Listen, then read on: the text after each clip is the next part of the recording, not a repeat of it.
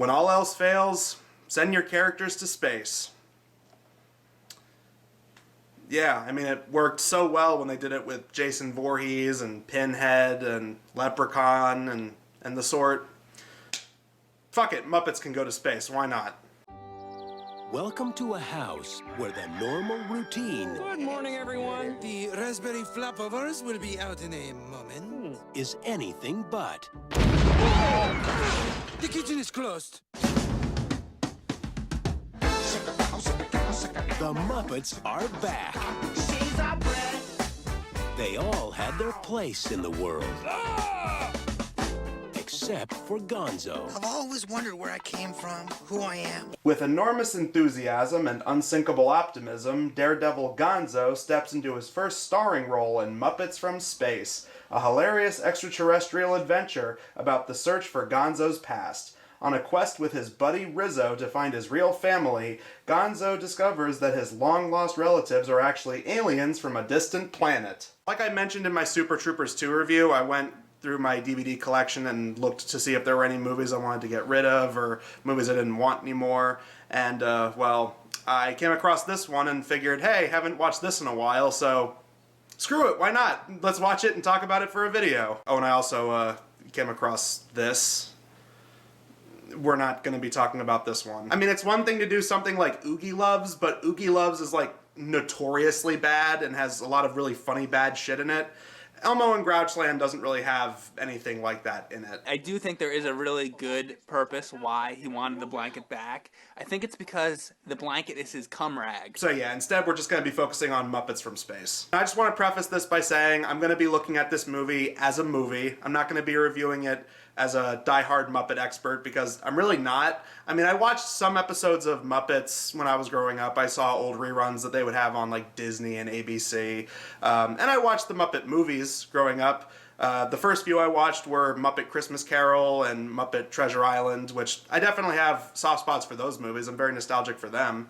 And then as I got older, I eventually went back and watched some of the other ones like Great Muppet Caper, Muppets Take Manhattan, the original. When I was growing up in middle school, there was also the movies that had Jason Segel and Amy Adams and the sort.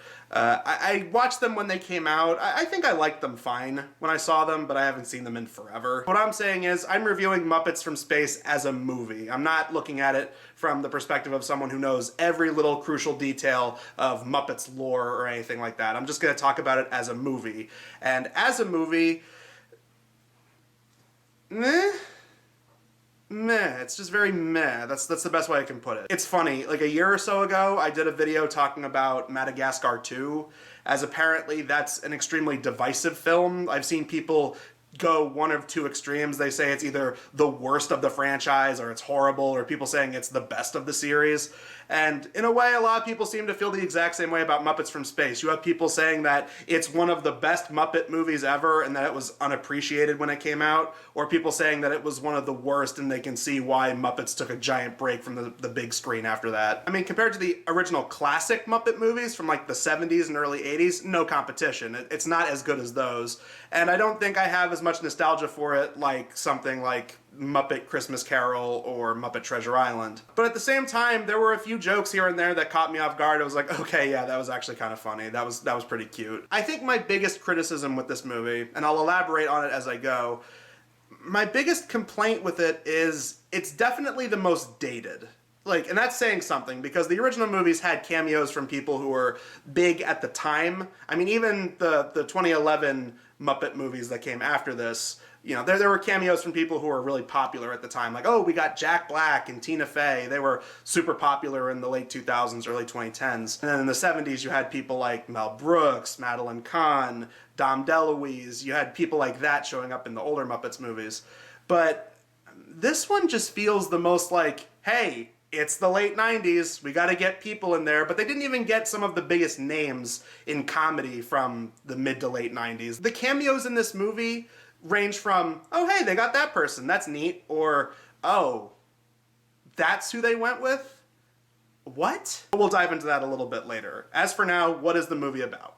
Well, we focus on Gonzo, and the premise is Gonzo feels out of place. He feels like he is the only one of his kind, because no one really knows what he is. And right off the bat, the movie actually does have a kind of humorous moment where there's a dream sequence of Gonzo being left behind as Noah's Ark is boarding because he's the only one of his kind. So Noah, played by F. Murray Abraham, gives him an umbrella to prepare for the flood. You may need this.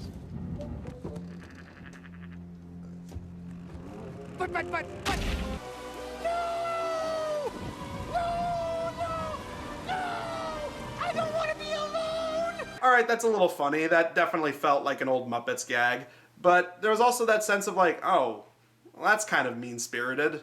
And that's kind of how the first half of the movie plays out. There's just sort of this like, everyone doesn't really seem to care about what Gonzo's going through, which feels very contradictory to a lot of the Muppets' characterization. I mean, ever since the first movie and even the few episodes I remember watching from the show, I thought the Muppets had a very close structure. They all looked out for one another. But in this movie, everyone just seems painfully indifferent to what Gonzo's going through. Even when he tries to explain his feelings, everyone just doesn't care.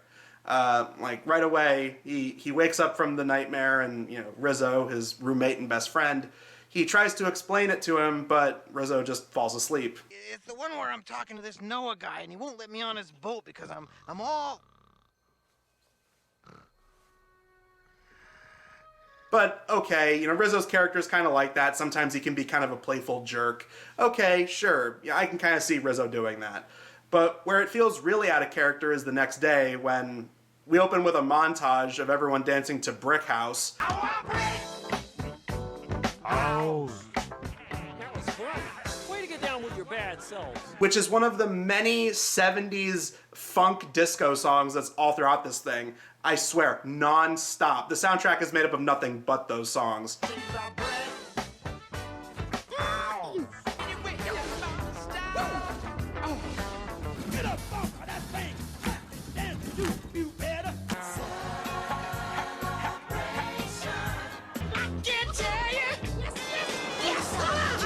Not that I'm complaining. I love those songs. I really love that kind of era of music, but it just felt really bizarre that that was what they went with.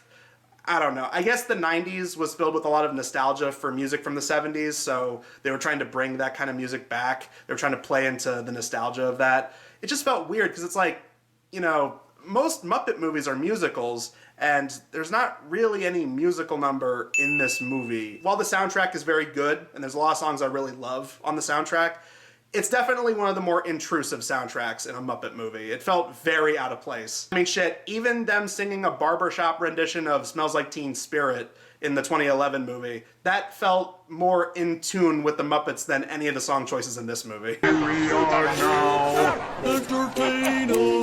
one of the greatest songs of all time! But anyway, the next day, after everyone has their breakfast, or lack thereof, because, you know, hell just breaks out in the kitchen, and the kitchen is closed, Kermit sees Gonzo is going through a bit of a funk, and Gonzo tries to explain how he feels alone in the world and how he doesn't have anybody who's similar to him. He doesn't know where he came from.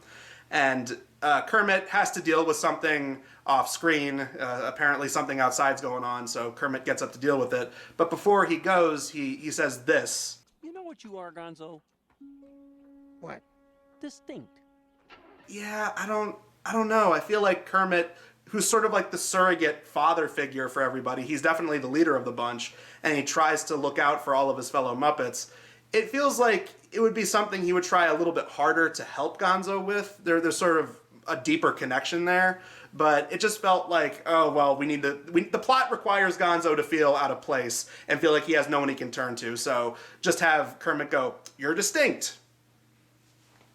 But the plot gets going as Gonzo gets a message in his cereal that spells out, "Are you there?" And at first, everyone thinks he's crazy, even Rizzo, of course. I swear, Rizzo, it said, watch the sky.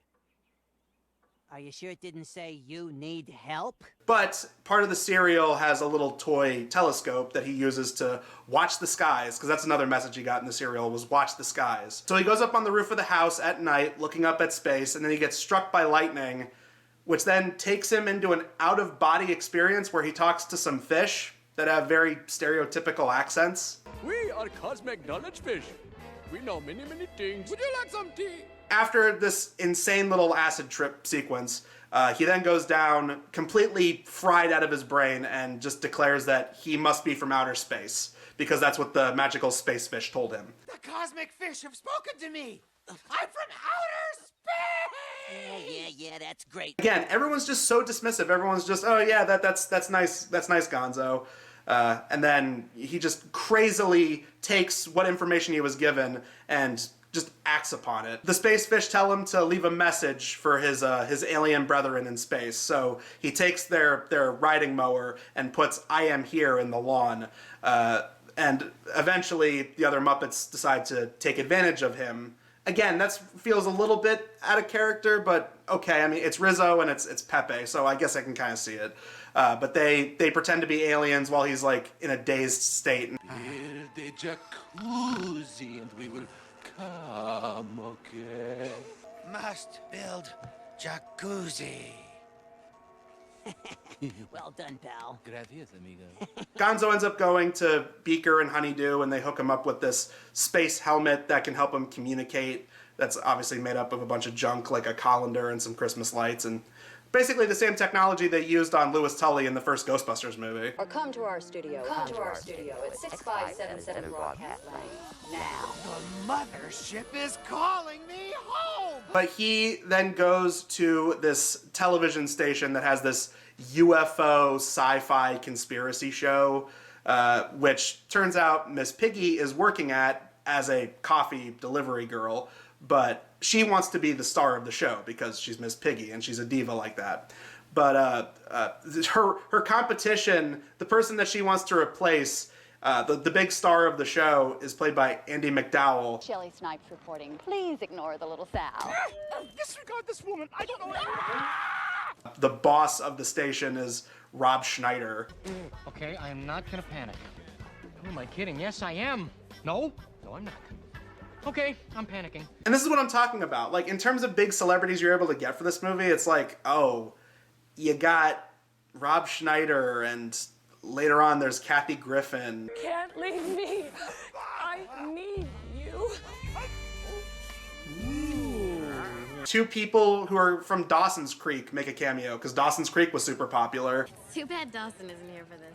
Yeah, tell me about it. This whole situation's like something out of one of his sci-fi movies. And Hulk Hogan. I will continue to put so much pain on you, you'll become my Paniac. Hollywood. Would you mind? The rat. Oh, yeah. I will stick with much better movies that have Hulk Hogan cameos, like Gremlins 2, The New Batch. Thank you very much. This is what I'm talking about. It's like, oh, you're making a movie about aliens, and this is the late 90s, like X-Files, which they reference, but it's like, what, you couldn't get the actors that play Mulder and Scully a cameo? Like, later on, there's two guys that are dressed up like Men in Black, and it's like, oh, couldn't you get cameos from Will Smith or Tommy Lee Jones? I don't know. Considering this movie apparently had a very rushed production, it wouldn't surprise me if maybe they wanted those people to do cameos, but they were like, fuck, we can't do a whole lot. Miss Piggy gets on the air temporarily because they can't get Andy McDowell at the moment. So she goes on the air, Gonzo ends up hijacking the broadcast, and it seems like they're a super big sensation. You know, the calls are flying off the handle for Gonzo, and to the point where the Muppet house is now being swarmed by like all these alien nuts who are like, oh, he believes in the aliens too. Oh, we saw it on the TV. There are no aliens here, only good, old-fashioned, hard-working Americans. At that point, the head of this big alien research government facility, played by Jeffrey Tambor, who just seems bored the whole movie. I mean, like, they give him some comedic shtick to do. He has like this running gag where he says that no one ever believed him and his theories about aliens, so he was always a loner. I guess they wanted to connect to Gonzo's whole thing of being alone in the world. So they're both kind of looking for the aliens to show up. Gonzo because he knows the aliens are supposed to be his family, and this guy because he's always believed in them and he'll finally feel validated by proving that they're real. But the movie doesn't really do anything like that. It doesn't go into anything deeper than that. And that's sort of the problem. It's like, yes, I know the Muppet movies are comedies, they're supposed to be silly, but anything that's supposed to be taken kind of seriously in this movie just feels completely half-assed. After Gonzo appears on the TV, he's taken by some Men in Black wannabes to this government agency. Rizzo tags along with him. There's a whole thing where Rizzo ends up getting taken to this facility's laboratory with a bunch of other lab rats. And some of that was funny, I'll admit. That was actually pretty good. I know the cheese is safe, because you think I'm going for the poison, right? Huh? There's some fun references to Prison Break movies in here. Like, at one point they use a poster that covers a hole in the wall that they use to escape. It's like, all right, that's kind of fun. Who needs doorknobs?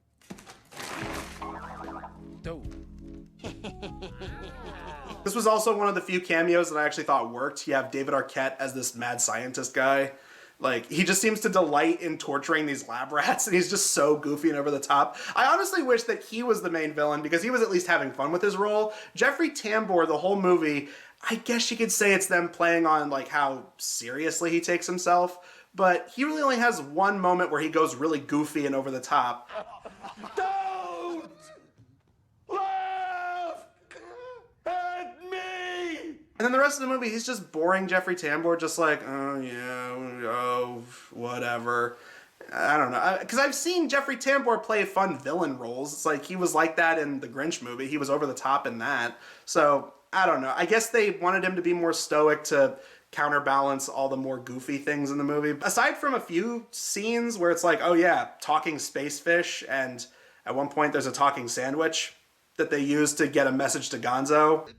You're just a sandwich. No, I'm just channeling my voice through this sandwich in order to deliver this message. Aside from that, the movie's not that outlandish compared to some other scenes in Muppet movies where it's like they're really cartoony and super abrupt. I mean, yeah, they do have some fourth wall breaks here and there like you'd expect from some Muppet movies, but again, this movie feels relatively tame. So once Gonzo gets taken captive by this place, the rest of the Muppets gear up with some gadgets from Honeydew and Beaker, and they use it to get into this place. And they're able to save Gonzo before they're going to experiment on him and take out his brain to try and get any kind of remaining information about the aliens that he might be hiding. I'll give him credit, some of that stuff was actually kind of funny. Do you now, or have you ever experienced any achiness in your tentacles? I don't have tentacles. Oh, good. How about that beaky thing you've got there? Ever had any problems with that? Itching, swelling, flaking? Well, some flaking a couple years ago. Oh, who cares? It's showtime! Are you sure this is covered by my HMO? Good news. You're covered with a $10 copay. It's weird. As the movie went on, it started to get like gradually funnier and funnier. I wish the movie had that kind of momentum all throughout. But all of our Muppet heroes managed to escape this place, and going off of the information that the talking sandwich gave him, that's a sentence that I just said, they decide to meet at Cape Doom on the beach, so that way Gonzo can meet up with them. So they get there, there's a whole bunch of like alien nuts there who are like, yeah, we saw him on the TV, yeah, aliens, woo. There's some scenes where there's more cameos and more references and stuff like that. At first it seems like the aliens are a no-show, but then this little alien egg thing lands, shoots a beam up, which they use to guide them to Earth. They land, and of course the aliens are just like Gonzo. They all have like the funky nose beak thing that he has, and they then sing along to Celebrate Good Times. Celebrate good times, come on! Jeffrey Tambor shows up, and he's armed with this like Men in Black style gun that he's going to use, but it doesn't end up working. So at first he makes an ass of himself, but then the aliens are like, you know, we find this human very entertaining, so they decide to bring him along, and he's super excited about that because, you know, he can finally live amongst these aliens and finally belong to a specific group. And Gonzo at first is going to go with them, but despite the fact that they are apparently his species, he says, no, I gotta stay with these guys. You know, the Muppets are my true family. Thank you for going to so much trouble to find me. But I can't go. My life is here. This is my home. Oh boy. Goodbye! I like that message. I think that it could have been handled a little bit better. I kind of wish that this movie did what a lot of other Muppet movies did, where it had a good balance of character arcs and actual like emotional depth with the characters and the jokes. But this movie just kind of felt like it was just a nonstop gag fest, and not a very good one. I mean, like, there were jokes that made me laugh all the way through, but it felt like they kind of came and went. It's very, like, peaks and valleys with this movie. There's just one thing I still don't understand. What's that, Gonzo? Why did they ask me to build a jacuzzi? And overall, it's just a very meh kind of movie for me. I can see why people are appreciating it more because it really isn't that awful of a movie, but I can also see why some people aren't very fond of it because, yeah, it definitely has its fair share of problems. The jokes that don't work didn't really work for me. I'm assuming other people as well. But it just definitely feels like the most dated of the Muppet movies. There's just so much in it where it's like, not only was it a rush job and they probably couldn't get bigger names that they wanted, but the people that they did end up going with for cameos, it's just like, oh, those are the people you went with. You know, compared to previous Muppet movies where they had great celebrity cameos. Out of all the theatrical Muppet movies, it's definitely the weakest one, but at the same time, I can't really say that it's a horrible movie because I laughed. There were plenty of times where I laughed. I wasn't angry while watching it. It was just a very meh movie for me. There's not really a whole lot to go through where it's like, oh my god, yeah, fuck this movie fucking sucks. But there's also stuff in it where it's like, yeah, this is definitely not one of the better Muppet movies. It's just, I don't know. I think it'll be a while before I decide to rewatch this again. Honestly, there are so many other Muppet movies out there that are way better. I'd say just stick with those. And unless you're a Muppet completionist, I don't know. You could probably give this one a skip. But I also feel like if you wanted to sit down and watch it, you'd probably get a few laughs out of it, maybe. I don't know. Like I said, this movie just kind of lands smack dab in the center for me. Didn't love it, didn't hate it.